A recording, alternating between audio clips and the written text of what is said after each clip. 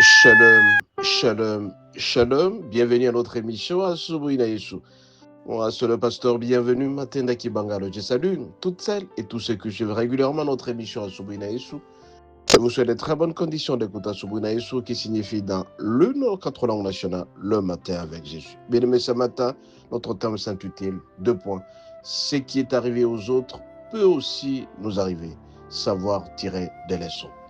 Ce qui est arrivé aux autres peut aussi nous arriver, savoir tirer des leçons. Mais la plupart des fois, nous ne savons pas tirer des leçons de ce que les autres ont vécu. Quelqu'un a été riche, mais subitement est devenu pauvre. On se pose la question, mais comment et pourquoi? Quelqu'un était en très bonne santé et subitement il devient malade et il meurt, il disparaît. Quelqu'un avait plus de succès, mais subitement il a disparu.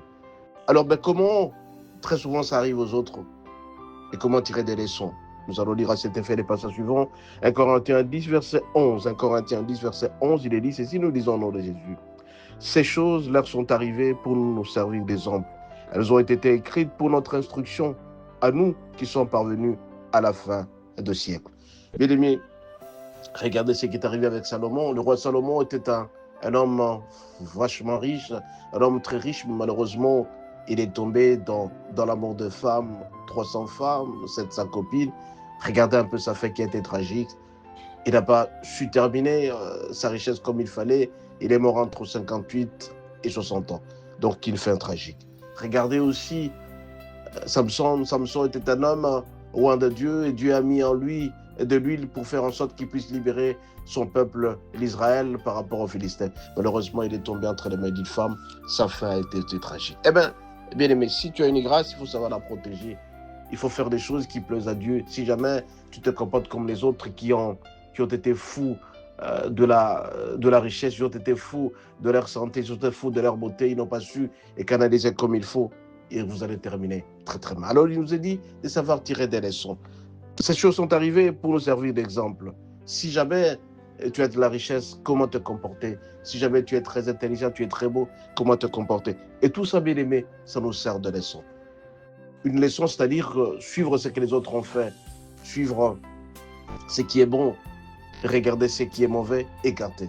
Et toi, tu te comportes très souvent pour quelqu'un, un insensé. Tu ne sais pas que les autres sont passés par toi. Beaucoup de gens sont devenus riches, ils deviennent très impolis.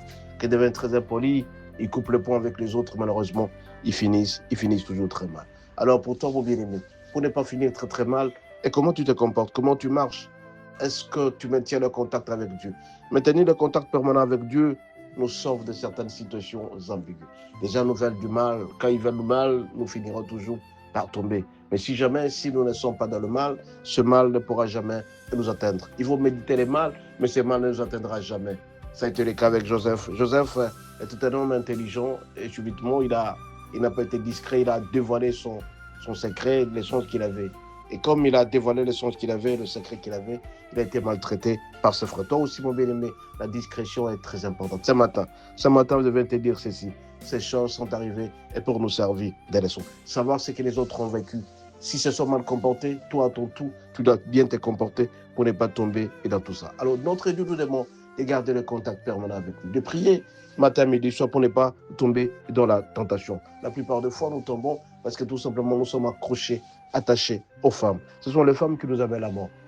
La fois dernière, nous avons dit l'argent, les femmes et autres nous amènent droitement à la mort, l'amour à l'excès. Si tu aimes trop à l'excès les femmes, tu finiras très mal. Tu aimes trop l'argent, tu finiras très mal. Alors, mon bien-aimé, qu'est-ce que tu comprends de tout ça?